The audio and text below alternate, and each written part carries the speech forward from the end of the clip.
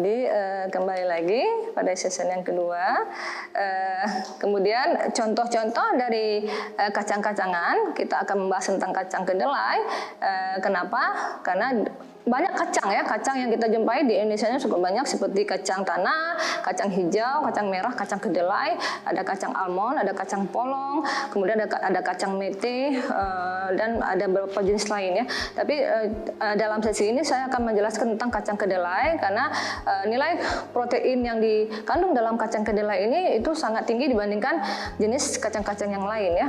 Jadi kacang-kacang kedelai memiliki nama latin Glacin max, juga termasuk dalam jenis kacang-kacangan. Jadi kacang kedelai itu bisa diolah menjadi berbagai jenis masakan, seperti berbagai jenis bahan makanan, yaitu seperti tempe, tahu, toco ya, terus kemudian toge, kembang tahu, oncom maupun kecap ya. Terus kemudian tempe ini merupakan makanan orang Jawa yang terbuat dari fermentasi, yang dibuat dari fermentasi terhadap biji kedelai atau beberapa bahan lain dengan menggunakan kapang bernama Rhizopus yang dikenal sebagai ragi tempe. Secara umum tempe itu berwarna putih, itu karena pertumbuhan kapang tadi ya yang merekat pada biji-biji kedelai sehingga dia teksturnya itu padat. Terus degradasi komponen-komponen kedelai pada fermentasi membuat tempe memiliki rasa yang gurih dibandingkan tahu gitu. Makanya tempe lebih diminati dibandingkan tahu ya. Kemudian tempe ini dapat dijadikan beberapa atau berbagai macam jenis olahan makanan, mulai dari tempe goreng, sambal tempe, nugget tempe, tempe bacem, keripik, sampai campuran berbagai macam masakan, juga bisa jadi cik tempe. Ya, kemudian kita lihat contoh dari bahan nabati, sumber bahan makanan nabati ya. Itu yang ketiga adalah sayur dan buah. Ya, yang pertama dari cerealia, kedua kacang-kacangan, yang ketiga itu sayur dan buah.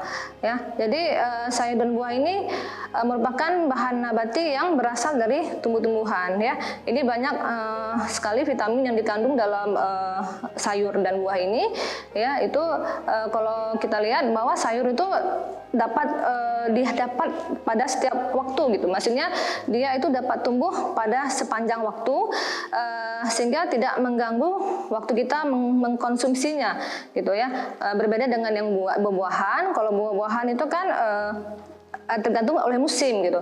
Musim maksudnya tidak bisa kita konsumsi kapan yang sepanjang waktu gitu. Jadi dapat kita konsumsi pada saat musimnya saja gitu kan.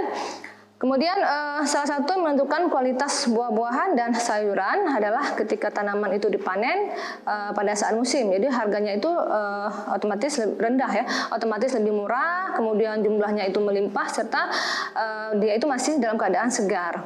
Ya, jadi buah dan sayur ini adalah salah satu jenis makanan yang mudah rusak karena dia mengandung kadar air yang tinggi.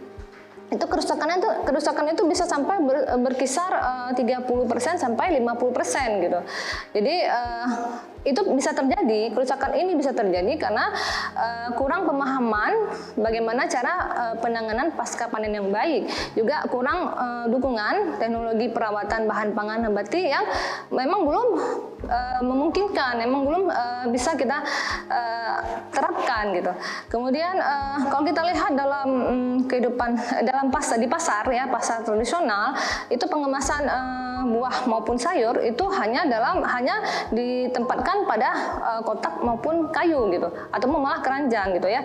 Jadi hal ini apabila dalam waktu lama, dalam waktu beberapa hari itu akan menyebabkan kenaikan suhu ya. Kenaikan suhu itu akan mengakibatkan gas etilen naik, sehingga itu yang membuat buah tadi cepat matang. Nah, itu yang membuat terjadi kerusakan. Nah, ini seperti ini contoh yang kita lihat di pasar tradisional bahwa buah ditempatkan semua hanya di dalam keranjang atau di dalam kotak maupun di dalam kardus.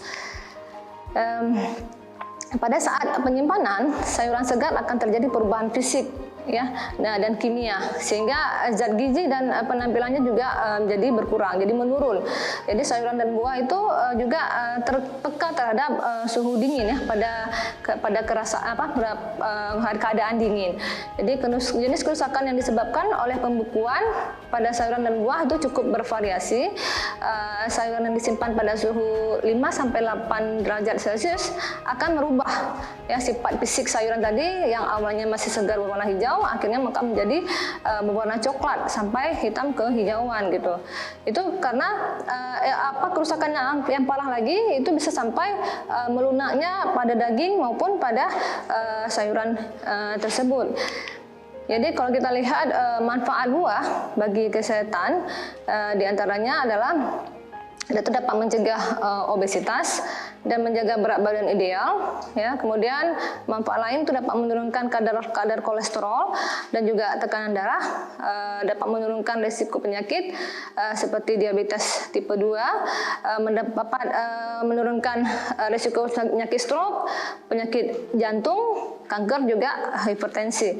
Kemudian manfaat lain yaitu untuk dapat mencegah dan mengatasi masalah pencernaan seperti sembelit ya, karena dia mengandung serat yang tinggi. Kemudian menjaga kesehatan mata dan juga dapat mencegah penyakit mata terkait penuaan maupun katarak karena dia mengandung vitamin A.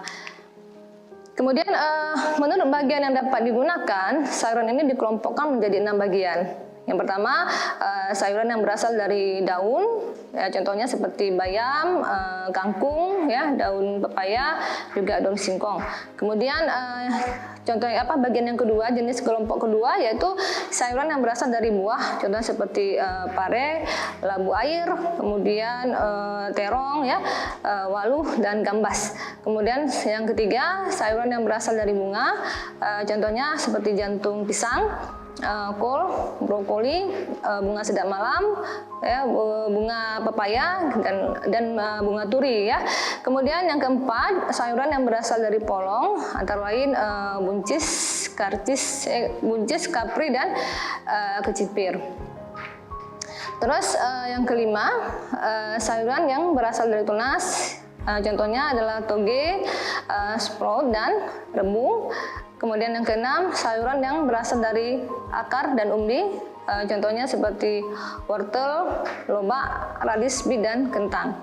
Ya, jadi itu sudah selesai tentang sayur dan buah. Kemudian kita lihat tentang pengolahan bahan makanan yang berasal dari nabati yang keempat.